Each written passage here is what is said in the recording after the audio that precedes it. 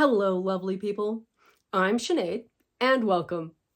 Today I wanted to kind of share with you some tips on restringing ball-jointed dolls.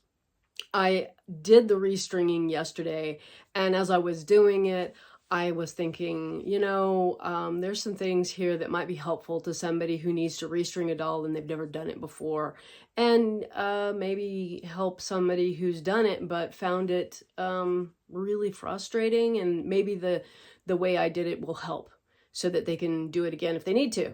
So we will turn around the camera, and if I don't spend very much time going over that, I'm going to pick up a project and spend a little bit more time chatting with you. So here we go. This is a Fairyland Pookie Fee, which is their 6-inch line, and the face sculpt is Shiwu. I've named her Esme, and she could use a new face up, but that will have to wait for another time. I will not be doing it. That I will leave to the much more talented. But when the last time I was playing with her and had her out, she couldn't stand. She just kept crumpling on me, and I had to pull out a doll stand to get her to stand up. And the Pookie Fee, well, actually, every Fairyland doll that I have had usually will stand, and you can put a metal base underneath their feet, and that will actually help stabilize them because they have magnets. And I was kind of having fun reminding myself that she also has magnets here and up here. So really, accessorizing these dolls can be really fun. But say your doll's legs are just all droopy, their arms are flopping about, and you need to restring them. So she has a piece of elastic that goes through the arms, and there is a hook on each hand that hooks into the loop. And so this is independent, and I didn't replace that because it seemed to be holding up okay. Her head kept flopping around. That was another sign that the stringing wasn't that great. But for the stringing of her body, it's one loop, but it's done differently. Here, we're going to pull off her face. So this is the end, basically. There are two pieces of elastic you can see here. So in her lower part of her body here, there is a bar, and a loop of elastic is put under that bar and then pulled up through here and hooked onto this hook. The challenging part about that, of course, is getting your elastic up here. If you're using, or if you're trying to restring a big enough doll, you can sometimes use things like, this is a tube turner for like doing spaghetti straps. For this doll, it was a little too big for the final notches. I think what I ran into was down here on the legs where I had trouble. But so this worked okay for, I think, getting it up here. But if it's too big and any hook you have is just not going to work, a fine piece of wire, which I don't know if you can see that, but maybe it shows up best on the white. It's just a copper wire. You could use steel. The content of the metal is not important, but having it fine enough that you can grab the elastic with it. So you put it around. This is her old elastic. It's not that bad a shape, but just bad enough to make everything floppy. You put the piece of wire through your loop of elastic, and then if you want to, twist it a couple times. You're going to have to undo it once you get to the end, so don't get carried away on twisting it.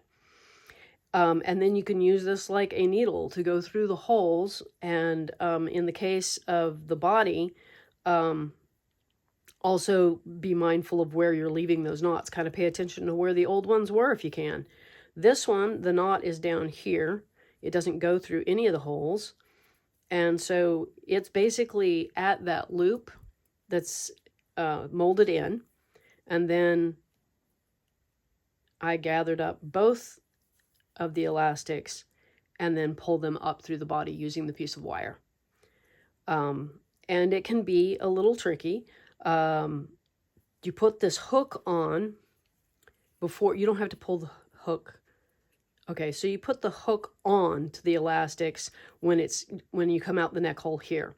There is a second piece of joinery here, and you put the separate piece on, and when you do, there's a notch just like there is here, and you can set it in that notch so that this doesn't pull back down. Then you can slide the head over this, and that's where a pair of pliers can come on in handy, because this is going to be tight and it's going to be a little bit difficult. So you could use regular needle nose, but sometimes having it bent needle nose pliers can help get into the smaller heads to get a hold of this and pull it up, and then turn it to lock it. On the legs, you have another, you've got your loop of elastic that goes from one ankle up through and then back down to the other ankle. Again, there are little wire hooks in the ankles here that hold on to the elastic. And again, the knot is left, see, the knot is not in, oh boy, that's going to get confusing. I believe it's in her thigh. It doesn't fit up here because the holes are too small. And I think it's in the thigh. But again, you can see there is this piece above the knee is separate. So you're going to need to pay attention as you're taking the doll apart as to what the parts are. If you've got the old elastic like I did, you can use it to measure out your new elastic. So there's going to be take up with the knot. And what you want to end up with, let's say this is the old one and this is the new one. Once it's knotted, you want it to be about that much tighter. So when you put them together, it's just inside the old elastic, depending on how sloppy it is. If the doll is really sloppy, you may have to do this a couple times until you get it right. But what I found to be a really great rule of thumb for measuring this out was to get to that spot, was to go from the knot and then just on the one side, bring it down half an inch. And then you've got something that is really close to the right length. Of course, that is assuming that your elastic is a little bit dead, not completely dead. This still has return, but it's getting that kind of crinkle sound to it, like it's dying. And you just can't get past the fact that it's when the head starts slopping to the side that it's time. The other thing that came in handy, and using something like a toothpick might seem like a good idea, or skewer, because you don't want to use a piece of metal where you're pulling this elastic out of the ankle or out of the neck. When you've pulled up that loop, and you can see this is really, really tight in there, you need to get something under that elastic and not mar up your resin. And this is a tool from a toolkit for working on computers or electronics. And it has a couple of them with the pointed end, which makes it easier to get into the loop. Excuse me. Oh. Okay, I thought I was going to sneeze, but we're fine now. So the pointed end makes it easier to get in there and pull it up so that it opens. Let's demo here. You get in, you pull it up, and it opens the loop so that you can hook the hook into it. And it gives something gentle to rest on that resin and not mar it while you slip that in place. And while you've still got this in there, take your wire needle, untwist it, and take it out. But be sure that your foot or hand is hooked in there. And then hold on to the tension on that hand or foot while you remove this so that it stays. You don't want to accidentally flick it off, and then your elastic will shoot back through the body and you'll have to start again. But I think that is everything. I got this elastic. There's a couple different sources, and I cannot tell you for certain which one. You can do a Google search for elastic for stringing dolls, and it will probably come up. And Denver Dolls might even carry it, since they do a lot of the eyes and other things. I haven't ever checked there, so don't know. But they might be able to point you in the right direction. Again, don't know. It's been too long since I bought it. And this is my... I apparently thought I didn't have any anymore. Obviously I did. And I bought more. And that's still tagged from wherever it was I bought it. It's a different color too. So they're not all exactly the same. I mean, these two are not... This one's a little bit bigger than this one. And this that was in there actually looks like it's this. But I didn't restring her, so...